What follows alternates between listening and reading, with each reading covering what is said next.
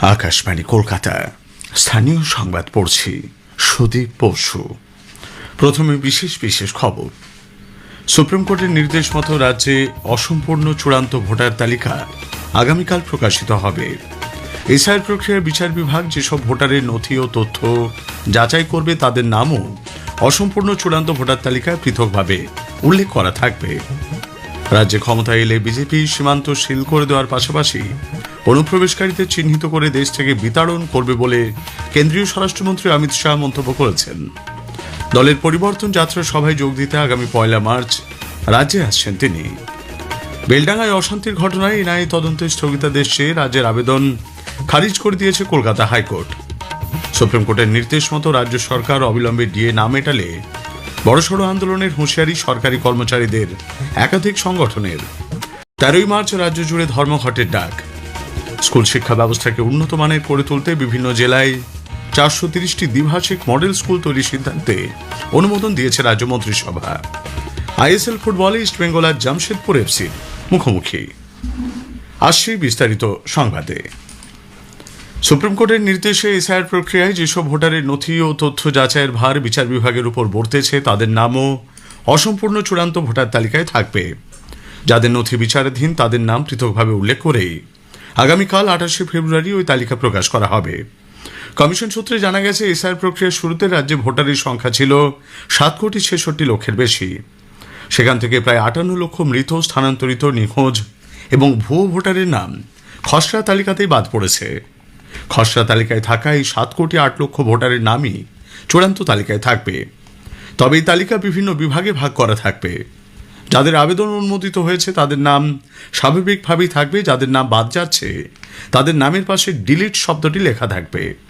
আর যাদের নথি বিচারাধীন, অর্থাৎ প্রায় 60 লক্ষ ভোটারের যে কাগজপত্র জুডিশিয়াল অফিসাররা যাচাই করছেন, তাদের নামের পাশে অ্যাডজুডিকেশন শব্দবন্ধ উল্লেখ করা থাকবে বলে জানিয়েছেন মুখ্য নির্বাচনী আধিকারিক মনোজ কুমার আগরওয়াল। 530 জুডিশিয়াল অফিসার যেটা আছে ডিপিউট হয়েছে, যার মধ্যে অ্যাবাউট 270-280 যেটা আছে অলরেডি কাজ করছেন। বাকি যেটা যোগ দেবেন কাজ করে ওটিপি তৈরি হচ্ছে। সেন্ট্রাল ফোর্স তো 28 তারিখ আগেই আসবে, আর সেন্ট্রাল ফোর্স जो আছে 1 তারিখ মধ্যে যেখানে যেখানে ডিসিশন হয়েছে ওখানে মোতায়েন হয়ে যাবে। And they will go around the area. ওরা ঘুরবে, ওরা দেখবে, ওরা বসে থাকবে না। ওখানে ডিএমএসপি আছে, ওরা নিয়ে যাবে ওদেরকে। ইলেকশন জন্য the area domination is part of that thing, spelled out policy of ECI. Area domination মতলব আছে ওরা এরিয়া যাবে, চিনবে, পেট্রোলিং করবে, ওদের গাড়ির মধ্যে জিপিএস থাকবে। এদিকে মুখ্যমন্ত্রী মমতা ব্যানার্জি চূড়ান্ত ভোটার তালিকা থেকে 1,20,00,000 নাম বাদ যাওয়ার যে আশঙ্কা প্রকাশ করেছে নির্বাচন কমিশন তা খারিজ করে দিয়েছে। এই প্রসঙ্গে রাজ্যের মুখ্য নির্বাচনী আধিকারিক স্পষ্ট জানান, এই মুহূর্তে ওই বিষয়ে সুনির্দিষ্ট সংখ্যা তার কাছে নেই। সুপ্রিম কোর্টের নির্দেশে রাজ্যের এসআইআর প্রক্রিয়ায় প্রতিবেশী রাজ্য থেকে 200-র কাছাকাছি বিচার বিভাগীয় আধিকারিককে নিয়োগ করা হতে পারে বলে কমিশন জানিয়েছে। রাজ্যের মুখ্য নির্বাচনী আধিকারিক মনোজ কুমার আগরওয়াল জানিয়েছেন যে মোট 530 জন জুডিশিয়াল অফিসারকে এই প্রক্রিয়ায় নিযুক্ত করা হচ্ছে। তাদের মধ্যে প্রায় 270 থেকে 280 জন ইতিমধ্যে কাজ শুরু করেছেন। এদিকে কমিশন নিযুক্ত রোল অবজারভার সুব্রত গুপ্ত বলেছেন, কমিশন বিচার বিভাগকে সব রকমের সহায়তা করছে। ওখানে মিটিং হলো, মিটিংয়ে ওনারা বললেন যে ঝাড়খণ্ড থেকে এবং উড়িষ্যা থেকে কিছু জাজ আসতে পারেন, সেটা ওরা জানাবে আমাদের। যদি জাজরা আসেন তাদের জন্য সমস্ত ব্যবস্থা করা হবে এবং তাদের জন্য ইউজার আইডি ক্রিয়েশন, প্রশিক্ষণ ইত্যাদি সব ব্যবস্থা আমরা করব। না, সংখ্যাটা বলেনি, ওই 200-র কাছাকাছি বলছেন, কিন্তু অ্যাকচুয়াল সংখ্যা ওনারা পাবেন। এদিকে বিশেষ নিবিড় সংশোধনী প্রক্রিয়ায় নিযুক্ত বিচার বিভাগীয় আধিকারিকদের কাজের অগ্রগতি খতিয়ে দেখতে কলকাতা হাইকোর্টের প্রধান বিচারপতি সুজয় পাল গতকাল ফের বৈঠকে বসেন। হাইকোর্টের প্রধান বিচারপতি দপ্তরে বৈঠকে উপস্থিত ছিলেন মুখ্য নির্বাচনী আধিকারিক মনোজ কুমার আগরওয়াল, রাজ্যের মুখ্য সচিব, স্বরাষ্ট্র সচিব, রাজ্য পুলিশের ডিজি, কলকাতার পুলিশ কমিশনার এবং নির্বাচন কমিশনের প্রতিনিধি। সুপ্রিম কোর্টের নির্দেশের পর এই নিয়ে তৃতীয়বার এই বৈঠক হল।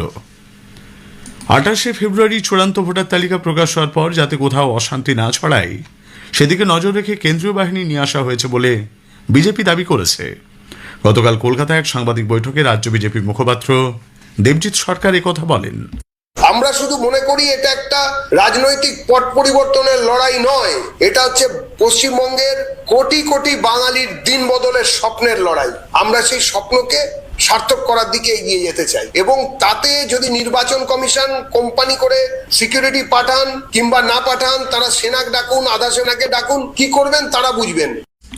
কেন্দ্রীয় সরকার অনুপ্রবেশকারীদের চিহ্নিত করে তাদের দেশ থেকে বের করে দিতে কাজ করছে বলে কেন্দ্রীয় স্বরাষ্ট্রমন্ত্রী তথা অন্যতম শীর্ষ বিজেপি নেতা অমিত শাহ মন্তব্য করেছেন। গতকাল বিহারে একটি অনুষ্ঠানে যোগ দিয়ে ভাষণে তিনি বলেন, সীমান্তবর্তী এলাকাগুলিতে বড় আকারের অনুপ্রবেশের ফলে দখলদারি বাড়ছে। জনবিন্যাস পরিবর্তনের পাশাপাশি সেসব অঞ্চলের সংস্কৃতি ও ধ্বংসের মুখে পশ্চিমবঙ্গে ক্ষমতায় এলে অনুপ্রবেশকারীদের বের করে দেওয়াই বিজেপি সরকারের সর্বোচ্চ অগ্রাধিকার বলে তিনি মন্তব্য করেন। घुसपैठिया सीट हमारे चुनाव को प्रभावित नहीं करते। गरीबों के राशन में भी वो हिस्सा ले जाते हैं। हमारी रोजगारी में भी हमारे युवाओं की सारी संभावनाओं को क्षीण करते हैं। सबसे ज्यादा प्रभावित जो क्षेत्र है जनसांख्यिकी परिवर्तन से, बंगाल, बिहार और झारखंड का क्षेत्र। बंगाल में भी चुनाव है। मुझे पूरा भरोसा है कि इस बार भारतीय जनता पार्टी की सरकार बनने वाली है। भारतीय जनता पार्टी की सरकार का पहला एजेंडा रहने वाला है कि सीमा पर बाढ़ का काम समाप्त करना और एक एक घुसपैठिए को चुन कर देश के बाहर भेजना। শ্রী শাহ দলের পরিবর্তন যাত্রার সূচনা করতে আগামী 1 মার্চ রাজ্যে আসছেন। দলীয় সূত্রে জানা গেছে ওই দিন রাতেই তিনি কলকাতা বিমানবন্দরে পৌঁছবেন। পরের দিন সকালে বিমানবন্দর থেকে দক্ষিণ 24 পরগনার রায়দিঘির উদ্দেশ্যে রওনা দেবেন তিনি। দুপুরে সেখানে পৌঁছে দলের পরিবর্তন যাত্রা সভায় বক্তব্য রাখবেন শ্রী শাহ। স্থানীয় সংবাদ শুনছেন আকাশবাণী কলকাতা কেন্দ্র থেকে। বেলডাঙ্গায় অশান্তির ঘটনায় এনআইএ তদন্তে স্থগিতাদেশ দিল না কলকাতা হাইকোর্ট। পাশাপাশি নিম্ন আদালতে এই মামলার যে বিচার চলছে তার উপর স্থগিতাদেশ চেয়ে রাজ্যের করা আবেদনটিও খারিজ করে দেওয়া হয়েছে। বেলডাঙ্গার ঘটনায় নিম্ন আদালত এনআইএর হাতে কেস ডায়েরি হস্তান্তরের নির্দেশ দিয়েছিল রাজ্য পুলিশকে। সেই রায়কে চ্যালেঞ্জ জানিয়ে প্রধান বিচারপতির ডিভিশন বেঞ্চে আবেদন জানায় রাজ্য সরকার। সুপ্রিম কোর্টের নির্দেশ সত্ত্বেও বকেয়া ডিএ রাজ্য সরকার মেটাচ্ছে না, এই অভিযোগ তুলে সরকারি কর্মচারীদের একাধিক সংগঠন আগামী 13 মার্চ রাজ্য জুড়ে ধর্মঘটের ডাক দিয়েছে। গতকাল কলকাতায় এক সাংবাদিক বৈঠকে কর্মচারী প্রতিনিধিদের তরফে ভাস্কর ঘোষ রাজ্য সরকারের বিরুদ্ধে বড়সড় আন্দোলনের হুঁশিয়ারি দিয়েছেন। একটা স্বাধীন দেশের একটা অঙ্গরাজ্য মাত্র পশ্চিমবঙ্গ, সেই স্বাধীন দেশের সর্বোচ্চ আদালত সুপ্রিম কোর্ট একটা রায় দিচ্ছে যে রাজ্য সরকারকে ক্যারি ফরওয়ার্ড করতে।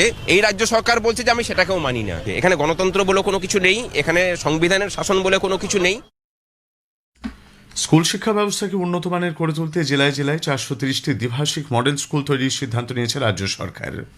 নবান্নে রাজ্য মন্ত্রিসভার বৈঠকে গতকাল এ বিষয়ে 2,500 কোটি টাকার প্রকল্প গৃহীত হয়েছে। বৈঠকের পর শিক্ষামন্ত্রী ব্রাত্য বসু জানান, এই প্রকল্পের আওতায় এশীয় উন্নয়ন ব্যাংক এডিবির আর্থিক সহায়তায় আগামী 5 বছরে 430টি মডেল স্কুল গড়ে তোলা হবে। নিউ টাউনে গৌরাঙ্গনগরে গতরাতে অগ্নিকাণ্ডে বেশ কয়েকটি অস্থায়ী দোকান ভস্মীভূত হয়েছে। রাত প্রায় 1টা নাগাদ আগুন লাগে। মার্চ মাসের প্রথম থেকেই রাজ্যে প্রায় সর্বত্র তাপমাত্রা 2 থেকে 4 ডিগ্রি বাড়তে চলেছে। তবে আপাতত দুদিন তাপমাত্রার বিশেষ হেরফের হবে না। ইন্ডিয়ান সুপার লিগ ফুটবলে ইস্ট বেঙ্গল আর জামশেদপুর এফসির মুখোমুখি হবে। সল্টলেকের যুব ভারতী ক্রীড়াঙ্গনে খেলা শুরু হবে বিকেল 5টায়। শেষ করার আগে স্থানীয় সংবাদের বিশেষ কিছু অংশ আরও একবার।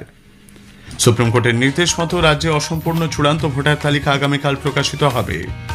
রাজ্যে ক্ষমতা এলে বিজেপি সীমান্ত সিল করে দেওয়ার পাশাপাশি অনুপ্রবেশকারীদের চিহ্নিত করে দেশ থেকে বিতাড়ন করবে বলে কেন্দ্রীয় স্বরাষ্ট্রমন্ত্রী জানিয়েছেন। বেলডাঙ্গায় অশান্তির ঘটনায় এনআইএ তদন্তে স্থগিতাদেশ চেয়ে রাজ্যের আবেদন খারিজ করে দিয়েছে কলকাতা হাইকোর্ট। স্থানীয় সংবাদ শেষ হলো। আকাশবাণী খবর পড়ছি সুস্মিতা সেন।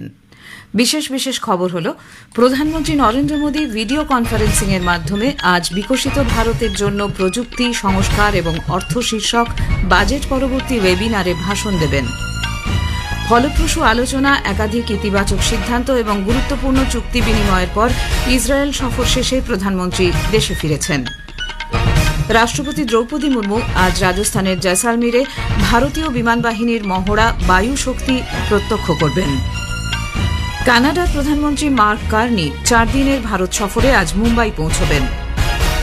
সুপ্রিম কোর্টের নির্দেশ অনুসারে পশ্চিমবঙ্গে অসম্পূর্ণ চূড়ান্ত ভোটার তালিকা প্রকাশিত হবে আগামীকাল।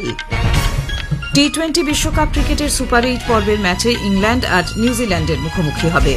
চেন্নাইয়ে গতকাল ভারত 72 রানে জিম্বাবুয়েকে পরাজিত করেছে। আসছি বিস্তারিত খবরে। প্রধানমন্ত্রী নরেন্দ্র মোদী আজ সকালে ভিডিও কনফারেন্সিং এর মাধ্যমে বিকশিত ভারতের জন্য প্রযুক্তি, সংস্কার এবং অর্থ শীর্ষক বাজেট পরবর্তী ওয়েবিনারে ভাষণ দেবেন। সরকারি মূলধন বিনিয়োগ পরিকাঠামো, ব্যাংকিং ক্ষেত্রে সংস্কার, আর্থিক ক্ষেত্রের গঠনগত অবস্থা, মূলধনী বাজার এবং কর সংস্কারের মাধ্যমে জীবনযাত্রা সহজ করার মতো বিষয়গুলি ওয়েবিনারে আলোচিত হবে। 2026-27 কেন্দ্রীয় বাজেট থেকে উঠে আসা মূল ভাবনাগুলির উপর আয়োজিত বাজেট পরবর্তী ওয়েবিনার সিরিজের এটি প্রথম। এই ওয়েবিনারগুলির লক্ষ্য অতীত অভিজ্ঞতা থেকে শিক্ষা নেওয়া এবং অংশগ্রহণকারীদের কাছ থেকে প্রতিক্রিয়া গ্রহণ করা। সংশ্লিষ্ট বিভিন্ন পক্ষের ব্যবহারিক অভিজ্ঞতা এবং অন্তর্দৃষ্টির উপর ভিত্তি করে 2026-27 অর্থবর্ষের বাজেটের ঘোষণাগুলির ফলাফল ভিত্তিক বাস্তবায়ন নিশ্চিত করাই এর লক্ষ্য। এতে শিল্প, আর্থিক প্রতিষ্ঠান, বাজারে অংশগ্রহণকারীর পাশাপাশি সরকার, শিল্প নিয়ন্ত্রক এবং শিক্ষাক্ষেত্রের বিশেষজ্ঞ সহ সংশ্লিষ্ট সকল পক্ষকে একত্রিত করে মূল বাজেট ঘোষণাগুলির যথাযথ বাস্তবায়নের পথগুলি নিয়ে আলোচনা সম্ভব হবে। ভারত ও ইসরায়েলের মধ্যে সাংস্কৃতিক আদান প্রদান, ভূতাত্ত্বিক খনন কার্য, মৎস্য ও জল সম্পদ, ইউপিআই এবং কৃত্রিম বুদ্ধিমত্তার ব্যবহারের মাধ্যমে শিক্ষাক্ষেত্রে উন্নয়নের মতো বিষয়ে সমঝোতা স্মারকপত্র বিনিময় হয়েছে। প্রধানমন্ত্রী নরেন্দ্র মোদী এবং ইসরায়েলের প্রধানমন্ত্রী বেনিয়ামিন নেতানিয়াহুর মধ্যে প্রতিনিধি পর্যায়ের বৈঠকের পর মৌ বিনিময় হয়। সাংবাদিকদের এক বিবৃতিতে শ্রী মোদী জানিয়েছেন, ভারত ইসরায়েল সম্পর্ক গভীর বিশ্বাসের উপর দাঁড়িয়ে আছে, যেখানে দুদেশই গণতান্ত্রিক মূল্যবোধ এবং মানবিক সংবেদনশীলতাকে গুরুত্ব দিয়ে থাকে। উভয় দেশের মধ্যে এই সম্পর্ক বিভিন্ন সময়ে নানা চ্যালেঞ্জের মধ্যে দিয়ে গেছে এবং উভয় পক্ষই এক ঐতিহাসিক সিদ্ধান্তে এই অংশীদারিত্বকে বিশেষ কৌশলগত অংশীদারিত্বে উন্নত করার সিদ্ধান্ত নিতে পেরেছে। কথা হয়েছে মুক্ত বাণিজ্য চুক্তি নিয়েও। শ্রী মোদী বলেছেন, উভয় পক্ষই গুরুত্বপূর্ণ এবং সম্ভাবনাময় প্রযুক্তির ক্ষেত্রে অংশীদারিত্ব গড়ে তোলার সিদ্ধান্ত নিয়েছে। এটি কৃত্রিম বুদ্ধিমত্তা, কোয়ান্টাম এবং বিরল খনিজের ক্ষেত্রে সহযোগিতায় নতুন গতি সঞ্চার করেছে। हमने critical and emerging technology partnership स्थापित करने का निर्णय लिया है। इससे एआई, क्वांटम और क्रिटिकल मिनरल्स जैसे क्षेत्रों में सहयोग को नई गति मिलेगी। मुझे खुशी है कि इजरायल में यूपीआई के इस्तेमाल के लिए समझौता किया गया है। ইসরায়েলের প্রধানমন্ত্রী বেনিয়ামিন নেতানিয়াহু বলেছেন, ইসরায়েল এবং ভারত দুদেশই উদ্ভাবনকে সর্বাধিক গুরুত্ব দেয়। ইসরায়েলে দুদিনের সফর শেষে প্রধানমন্ত্রী নরেন্দ্র মোদী দেশে ফিরেছেন।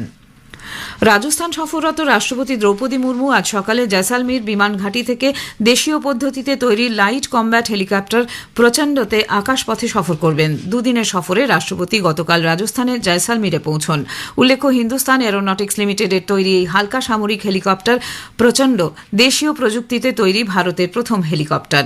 এটি মরুভূমি থেকে শুরু করে সুউচ্চ অঞ্চলের মতো বিভিন্ন ভূখণ্ড থেকে উড়তে সক্ষম এমন নকশায় তৈরি। হেলিকপ্টারে আকাশপথে সফরের পর রাষ্ট্রপতি অন্যান্য নির্ধারিত কর্মসূচিতে অংশগ্রহণ করবেন।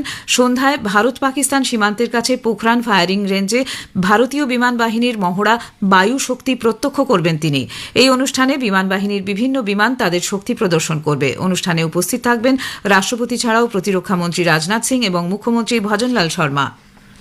রেলমন্ত্রী অশ্বিনী বৈষ্ণব চলতি বছরে 52 সপ্তাহে 52টি সংস্কার সাধনে ভারতীয় রেলের সংকল্পের অংশ হিসেবে আরও 2টি সংস্কারের কথা ঘোষণা করেছেন। জাতীয় রাজধানীতে গতকাল এক সাংবাদিক সম্মেলনে ভাষণ দিতে গিয়ে শ্রী বৈষ্ণব তৃতীয় সংস্কার রেল প্রযুক্তি নীতি ঘোষণা করে বলেন, এর উদ্দেশ্য হল রেলওয়েতে প্রযুক্তিকে আরও বেশি করে গ্রহণকে উৎসাহিত করা। শ্রী বৈষ্ণব উদ্ভাবক, স্টার্ট আপ, শিল্প ও প্রতিষ্ঠানগুলিকে সংযুক্ত করে উদ্ভাবনের জন্য রেল টেক পোর্টালেরও সূচনা করেন। रेल टेक बेसिकली रेलवे में टेक्नोलॉजी का मैसिव यूज हो और रेलवे में टेक्नोलॉजी इजीली आ सके। स्पेशली हमारे जो स्टार्टअप्स हैं, they should be able to connect with railways in a very systematic way, very meaningful way. तो जो लोग हमारे स्टार्टअप्स हैं, जो हमारे रिसर्चर्स हैं और जिनके पास भी टेक्नोलॉजिकल आइडिया है, वो लोग रेलवे के साथ जुड़ सके, इस एम के साथ रेल टेक पॉलिसी स्टार्ट की है। বন্দর জাহাজ চলাচল ও জলপথ মন্ত্রক পারাদ্বীপ বন্দরে 797 কোটি টাকারও বেশি ব্যয়ে পরিবেশ বান্ধব হাইড্রোজেন, অ্যামোনিয়া এবং অন্যান্য তরল পণ্য পরিবহনের জন্য সংশ্লিষ্ট সুবিধাসহ একটি জেটি তৈরির অনুমোদন দিয়েছে। প্রকল্পটি পারাদ্বীপ বন্দর কর্তৃপক্ষ বিল্ড অপারেট ট্রান্সফার ভিত্তিতে বাস্তবায়িত করবে। কেন্দ্রীয় বন্দর, জাহাজ চলাচল ও জলপথ মন্ত্রী সর্বানন্দ সোনোয়াল বলেছেন, প্রকল্পটি কেবল পণ্য পরিবহনের ক্ষমতা বৃদ্ধি করবে না, বরং বিনিয়োগ বৃদ্ধি ও কর্মসংস্থান সৃষ্টি করবে। খবর শুনছেন আকাশবাণী থেকে। কানাডার প্রধানমন্ত্রী মার্ক কার্নি 4 দিনের সরকারি সফরে আজ ভারতে আসছেন। বিদেশ মন্ত্রক এক বিবৃতিতে জানিয়েছে যে প্রধানমন্ত্রী কার্নি আজ মুম্বাই পৌঁছবেন এবং আগামী 2 দিন তিনি সেখানে আলাদা আলাদা বাণিজ্যিক কর্মসূচিতে ভারতীয় এবং কানাডার বিভিন্ন কোম্পানির সিইও এবং শিল্প ও আর্থিক জগতের বিশেষজ্ঞদের সঙ্গে মিলিত হবেন। আগামী 1 মার্চ কানাডার প্রধানমন্ত্রী নতুন দিল্লি পৌঁছবেন। পরদিন হায়দ্রাবাদ হাউসে প্রধানমন্ত্রী নরেন্দ্র মোদী এবং কানাডার প্রধানমন্ত্রী প্রতিনিধি পর্যায়ের বৈঠক করবেন। দুই নেতা ভারত কানাডা কৌশলগত অংশীদারিত্বের বিভিন্ন ক্ষেত্রের অগ্রগতি পর্যালোচনা করবেন। অসামরিক উড়ান চলাচল মহানির্দেশালয় ডিজিসিএ বিমান পরিষেবার ক্ষেত্রে টিকিট ফেরতের নিয়ম সংশোধন করেছে। যাত্রীরা এখন থেকে টিকিট কাটার 48 ঘণ্টার মধ্যে কোনো রকম অতিরিক্ত মাশুল ছাড়াই এয়ার টিকিট বাতিল বা পরিবর্তন করতে পারবেন, তবে সেক্ষেত্রে নির্দিষ্ট কিছু শর্ত থাকবে। ডিজিসিএ জানিয়েছে, এয়ারলাইন্স সংস্থার ওয়েবসাইট থেকে সরাসরি টিকিট কাটার 24 ঘণ্টার মধ্যে যাত্রীরা নামের বানানে যদি কোনো ত্রুটির কথা জানান তা সংশোধন করতেও কোনো মাশুল দিতে হবে না। ট্রাভেল এজেন্ট বা পোর্টালের মাধ্যমে কাটা টিকিট ফেরতের দায়িত্ব বিমান সংস্থাগুলির ওপর বর্তাবে, কারণ এজেন্টরা যাত্রীদের প্রতিনিধি হিসেবে বিবেচিত হবে। 14টি ওয়ার্কিং ডেজের মধ্যে এই ফেরত প্রক্রিয়া সম্পূর্ণ করতে হবে। এছাড়াও টিকিট বাতিল বা পরিবর্তনের ক্ষেত্রে একাধিক সংশোধন করা হয়েছে। সুপ্রিম কোর্টের নির্দেশে পশ্চিমবঙ্গে এসআইআর প্রক্রিয়ায় যেসব ভোটারের নথি ও তথ্য যাচাইয়ের ভার বিচার বিভাগের ওপর বর্তেছে তাদের নামও অসম্পূর্ণ চূড়ান্ত ভোটার তালিকায় থাকবে। যাদের নথি বিচারাধীন তাদের নাম পৃথকভাবে উল্লেখ করেই আগামী শনিবার অর্থাৎ আগামীকাল ওই তালিকা প্রকাশ করা হবে। কমিশন সূত্রে জানা গিয়েছে, এসআইআর প্রক্রিয়ার শুরুতে রাজ্যে ভোটারের সংখ্যা ছিল 7,66,00,000-এর বেশি। সেখান থেকে প্রায় 58 লক্ষ মৃত, স্থানান্তরিত, নিখোঁজ এবং ভুয়ো ভোটারদের নাম খসড়া তালিকাতেই বাদ পড়েছে। খসড়া তালিকায় থাকা এই 7,08,00,000 ভোটারের নামই চূড়ান্ত তালিকায় থাকবে, তবে এই তালিকা বিভিন্ন বিভাগে ভাগ করা হবে। যাদের আবেদন অনুমোদিত হয়েছে তাদের নাম স্বাভাবিকভাবেই থাকবে, যাদের নাম বাদ যাচ্ছে তাদের নামের পাশে ডিলিট শব্দটির উল্লেখ থাকবে। আফগানিস্তান গতরাতে ডুরান্ড লাইন সীমান্ত অঞ্চলে পাকিস্তানি বিমান হামলার জবাবি আক্রমণ শুরু করেছে। এক প্রেস বিবৃতিতে আফগানিস্তানের প্রতিরক্ষা মন্ত্রক জানিয়েছে, ডুরান্ড লাইনে জোরালো আক্রমণে পাকিস্তানি সেনার বেশ কয়েকটি পোস্ট দখল করা হয়েছে। মোট 55 জন পাকিস্তানি সেনা নিহত হয়েছে, 2টি সেনাঘাঁটি এবং 19টি পোস্ট দখল করা হয়েছে। উল্লেখ্য, এই আক্রমণগুলি ডুরান্ড লাইন বরাবর পাকতিকা, পাকতিয়া, খোস্ত, নাঙ্গারহার, কুনার এবং নুরিস্তান প্রদেশের কাছে অবস্থিত পাকিস্তানি সামরিক বাহিনীকে লক্ষ্য করে করা হয়েছে। আফগানিস্তানের এই অভিযানে তাদের 8 জন সৈন্য নিহত হয়েছে, 11 জন আহত। অন্যদিকে নাঙ্গারহারে একটি শরণার্থী শিবিরে পাকিস্তানের ক্ষেপণাস্ত্র হামলায় মহিলা ও শিশুসহ 13 জন নাগরিক আহত হয়েছেন। আইসিসি টি20 ক্রিকেট বিশ্বকাপে সুপার 8-এর ম্যাচে ইংল্যান্ড আজ নিউজিল্যান্ডের বিরুদ্ধে খেলবে। কলম্বোর আর প্রেমদাসা স্টেডিয়ামে খেলা শুরু হবে সন্ধে 7টায়। অন্যদিকে চেন্নাইয়ের এম.এ. চিদাম্বরম স্টেডিয়ামে গতকাল টি20 বিশ্বকাপে সুপার 8 পর্বের গুরুত্বপূর্ণ ম্যাচে ভারত জিম্বাবুয়েকে 72 রানে হারিয়ে দিয়েছে। শেষ করার আগে খবরের বিশেষ কিছু অংশ আরেকবার।